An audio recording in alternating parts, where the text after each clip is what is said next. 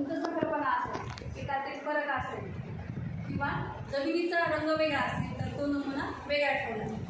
आता हे जे काही दिले ते छोटे छोटे डॉट ते झाले नागमोडी लाईन. नागमोडी लाईन कशासाठी करायची आपल्याला, म्हणजे इथं क्षेत्र आहे आपलं ते पूर्ण कव्हर झाला पाहिजे. म्हणजे जर क्षेत्र जर मोठं असेल तर 7 ते 8 ठिकाणी नमुना घ्यायचा. क्षेत्र जर छोटा असेल तर 6 ठिकाणी आणि फार मोठं जर क्षेत्र असेल तर 10 ते 12 ठिकाणी नमुना घ्यायचा. म्हणजे पूर्ण ते क्षेत्र कव्हर होणं त्यासाठी आपल्याला पाहिजे. कारण की जर कव्हर नाही केलं तर आपल्याला काय पाहिजे तसं म्हणून त्याचं भेटणार नाही, रिझल्ट भेटणार नाही. जमिनीमध्ये प्रमाण कमी आहे जास्त एक समजणार नाही. म्हणून आपण एक नागमोडी रेषा तयार करतो, काल्पनिक नागमोडी. असं काही नाही गेलं की शेतात तुम्ही म्हणता नागमोडी रेषा तयार करायची, त्यामध्ये नाटक काय सांगता असं तुम्ही कशी तयार करायची असं नाही आहे. फक्त काल्पनिक नागमोडी रेषा तयार करायची आपल्याला. हां, त्या ठिकाणी इथं बी आकाराचा खड्डा तयार केलेला आहे. बी आकाराचा खड्डा केल्यानंतर काय करायचं, पहिली माती काढून टाकायची आणि दुसरी जी एक खड्ड्याची 4 साईड ती माती वरपासून ते खालपर्यंत तासून घ्यायची.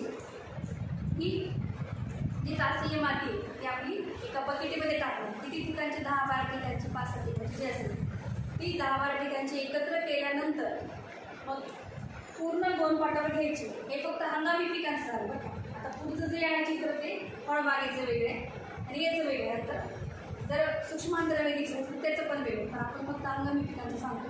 मग ती एकत्र केल्यानंतर 10-12 ठिकाणची ती बकेटीमध्ये टाकल्यानंतर एक गोलपाटावर टाकायची. मग त्याच्यामध्ये जो काडी कचरा आहे तो काढायचा. काडी कचरा का काढायचा, पाला-पाचोळा काडी कचरा. तो जर नाही काढत त्याच्यामध्ये सेंद्रिय कर्ब जे आहे ते जास्त येतं, तो त्याच्यामुळे काढायचा. काडी कचरा, पाला-पाचोळा किंवा त्याच्यामध्ये दगडगोटे पण काढायचे. दगडगोटे काडी कचरा काढल्यानंतर त्याचे 4 भाग करायचे. 4 भाग केल्यानंतर समोरचे 2 ठेवायचे आणि 2 काढायचे. ही प्रोसेस किती वेळ करणार आपण ही प्रक्रिया, 3 ते 4 वेळेस किंवा जोपर्यंत आपल्याला 2 ओंजळी माती भेटते किंवा 2 ओंजळी आपली माती पाहिजे. 2 ओंजळी किंवा अर्धा किलो ती घ्यायची. मग एका कॅरीबॅगमध्ये म्हणजे ज्याच्यामध्ये रासायनिक खतं वापरली नाही किंवा सेंद्रिय खतं न वापरलेल्या कॅरीबॅगमध्ये ती माती टाकायची आपल्याला. त्याच्यामध्ये तुमचं नाव, गट नंबर, त्याच्यानंतर शेतकऱ्यांचं जे काही मागच्या हंगामात कोणतं पीक घेतलं, या हंगामात कोणतं पीक घेणार आहे ते टाकायचं. कोणती खतं दिली ती मागच्या वेळेस ते पण त्याच्यामध्ये टाकायचं. हे झालं माती परीक्षणाचं.